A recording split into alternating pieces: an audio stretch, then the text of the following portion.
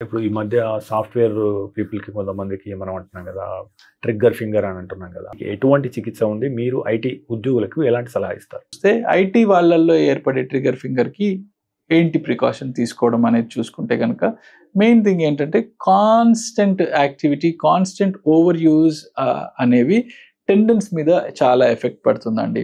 So, constant over use అయిపోవడం వల్ల ఆ టెండన్స్ అనేది కాంపెన్సేటరీగా ఎఫెక్ట్ అయ్యి ఇన్‌ఫ్లమేషన్‌లోకి వెళ్తాయి. ఇన్‌ఫ్లమేషన్ అనేది ఇంకా మనం రెస్ట్ ఇవ్వకుండా ఇంకా దాన్ని అలాగే ప్రొలాంగ్డ్‌గా యూజ్ చేయడం వల్ల స్టీ టీనోసైనోవైటిస్ అనేది ఏర్పడుతుంది. ట్రీట్మెంట్ వచ్చేసి రెస్ట్ ఇవ్వాలండి. సో, కొంచెం రెస్ట్ ఇచ్చి కొన్ని రకాల మందులు వాడడం వల్ల చాలా వరకు పాపులేషన్‌లో తగ్గే అవకాశం ఉంటుంది.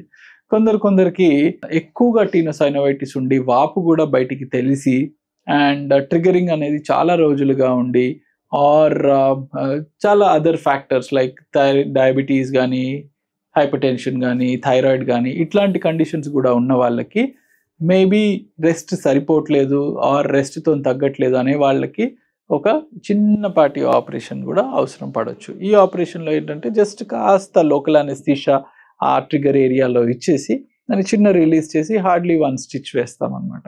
అండ్ ఇమ్మీడియేట్‌లీ డ్యూరింగ్ సర్జరీయే మనకి ఇది ఎంతవరకు రిలీజ్ అయిపోయింది అనేది 100% రిజల్ట్ అనేది కళ్ళ ముందు కనిపిస్తుంది. So, it's a very safe procedure and easy to do. 62 లక్షల మంది ప్రజల్లో మెడ్‌ప్లస్ బ్రాండ్ మెడిసిన్స్ కి మారడం వలన 915 కోట్ల రూపాయలు సేవ్ చేసుకున్నారు. అదే మెడిసిన్స్ అదే క్వాలిటీతో 50 to 80% డిస్కౌంట్లు.